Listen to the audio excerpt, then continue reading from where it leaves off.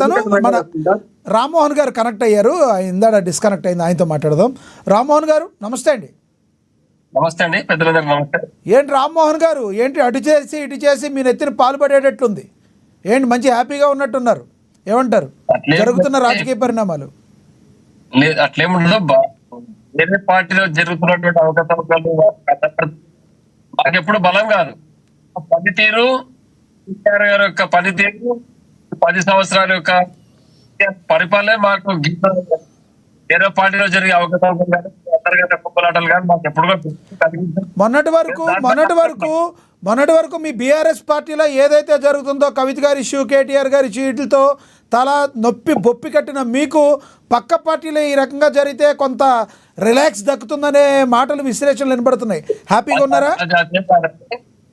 భారత రాష్ట్ర సమితి బీఆర్ఎస్ పార్టీ ఎప్పుడు కూడా తన సొంత పైన నిలబడి గెలుస్తూ తప్పితే పక్క వాళ్ళ యొక్క అసమర్థత, వాళ్ళ యొక్క కుంభంతో మాకు ఎప్పుడు బెనిఫిట్స్ కూడా వస్తుంది. కేవలం కేసీఆర్ గారు పనితీరు, ఈ 10 సంవత్సరాలు తెలంగాణ పనితీరు సేవలు మా పార్టీ ఆధారపడడం తప్పితే బీజేపీలో కాంగ్రెస్ లో ఎప్పుడు కూడా బెనిఫిట్ జరగదు. మేము తెలుగు అనుకోం. నేను చెప్పదలసింది అంటే రాజకీయ కూడా పార్టీ విత్ డిఫరెన్స్ అని భారతీయ జనతా పార్టీ చెప్పుకోవడం, కానీ అనాదిగా కాంగ్రెస్ పార్టీ విషయం ఈ రోజు బీజేపీలో ఈటల రాజేందర్ గారు ఒకవైపు, సంజయ్ గారు ఒకవైపు, మరి అదే కిషన్ రెడ్డి గారు ఒకవైపు, కోటరీ ఉంటుంది, ఒక కోటరీ ఒకవైపు, మీరందరూ కూడా పార్టీని అప్రమత్తం చేస్తున్నారు. ఇప్పటికైనా పక్క పార్టీ వీక్ అయినప్పుడైనా మీ పార్టీ స్ట్రాంగ్ అవడానికి కొంచెం ఏమైనా రాజకీయ వ్యూహం ఏమైనా కేసీఆర్ స్టార్ట్ చేసేది ఉందంటారా? కనీసం ఆ కవిత గారిని లేదంటే ఆ కేటీఆర్ గారిని కూర్చోబెట్టి మాట్లాడి అది కాదు బిడ్డ అని ఒక సమస్యని కొలిక్కి తెచ్చే అవకాశం ఏమైనా ఉందంటారా? ఎక్స్పెక్ట్ చేయొచ్చా? తప్పకుండా అండి. కేసీఆర్ గారు ఎప్పుడు ఏం చేయాలో వారికి తెలుసు. మంచి గొప్ప వ్యూహకర్త. వారి ఆలోచన విధానం తెలంగాణ రాజకీయం ఎవరికి లేదు. ఇది మాత్రం వాస్తవం. తప్పకుండా చేయాల్సిన సమయంలో తప్పకుండా చేస్తారు. మళ్ళీ రేపు తెలంగాణ రాష్ట్రంలో సార్వత్రిక ఎన్నికల్లో గొప్ప పెద్ద ఎత్తున సీట్లు సాధించి అధికారం చేజిక్కించుకుంటాం. ఇది మాత్రం వాస్తవం. ఈ యొక్క కాంగ్రెస్ పార్టీ చేస్తున్నటువంటి తప్పుదాలు ప్రజలు ఎండగడతాం. ప్రజలకు రామ్మోహన్ గారు, శివలాల్ గారు ఏదో అడుగుతారండి, మిమ్మల్ని క్వశ్చన్ అడుగుతున్నారు. శివలాల్ గారు చెప్పరా. కేటీఆర్ కవిత కేసు ఏడికి వచ్చిందంటే అవసరమైతే కవితను బయట పంపిస్తారు అనేది ప్రజలలో ఒక నిర్ణయం అయిపోయింది. మీ కవిత కూడా ఈ రోజు జాగృతి జెండా మీద నిలబడతా అనే రకంగా ఆమె కూడా ప్రచారం చేస్తుంది. మరి పార్టీలో ఉంటుందా పోతుందా టీఆర్ఎస్?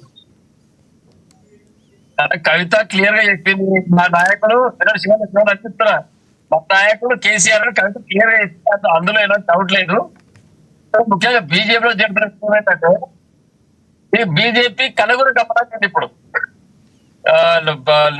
భావజాలం అందులోనే, పునర్భావజాలం అందులోనే, కమ్యూనల్ భావజాలం అందులోనే, జాతీయవాదం అందులోనే, అందరూ కలగలిసేసరికి ఇంకొకటి రామ్మోహన్ గారు ఇంకో ప్రధానమైన ఆరోపణ కూడా మీ పార్టీ మీద ఉంది. బీజేపీ పార్టీ ఈ రకంగా అవడానికి కారణమే మీ పార్టీ అని చెప్పి, ఇప్పుడున్న బీజేపీ పార్టీలో ఉన్న ఒక కేంద్ర మంత్రి ఎవరైతే ఉన్నారో గతంలో ఉన్న బండి సంజయ్ గారిని తప్పించి బీఆర్ఎస్కి ఫేవర్ చేయడానికి ఇదంతా తీసుకొచ్చారు కాబట్టి ఈ రకంగా జరుగుతుంది.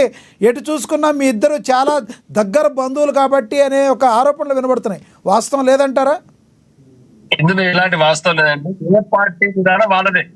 భారతీయ జనతా పార్టీ భారత రాష్ట్రం దేశాలు మేము వేలుపడ్డ అందులో మా రేపు రాష్ట్రంలో అధికారం ఎట్లా రావాలి, కాంగ్రెస్ పార్టీ చేసే తప్పులను ఎట్లా ప్రజలకు తీసుకుపోవాలి, ఎట్లా ప్రజలకు న్యాయం చేసే ప్రయత్నం చేయాలి, ప్రాజెక్టులను మళ్ళీ ఎట్లా గత ఎలక్షన్లకు ముందు ఎప్పుడైతే కవిత గారిని అరెస్ట్ చేస్తారు అని ఒక హింట్ అయితే ఎప్పుడైతే వచ్చిందో ఇమీడియట్లీ మీ పార్టీ ఇంపార్టెంట్ పెద్ద పర్సన్స్ వెళ్ళి బీజేపీ పార్టీలో ఎటువంటి పరిస్థితుల్లో రాష్ట్ర ప్రతినిధిని మార్చాలి, రాష్ట్ర ఇన్ఛార్జిని మార్చమని ఒక లీక్ ఇచ్చి ఇంకో కేంద్ర మంత్రి ద్వారా సహాయ సహకారాలు తీసుకుని మీరు ముందుకెళ్ళినట్టుగా అనేక ఆరోపణలు ఉన్నాయి. బీజేపీ రాష్ట్ర రథసారథి మారితే మాకేం బెనిఫిట్ తెలుస్తుందండి? మాకేం బెనిఫిట్ జరగదు కదా. వాడి ఓట్లు వాళ్ళే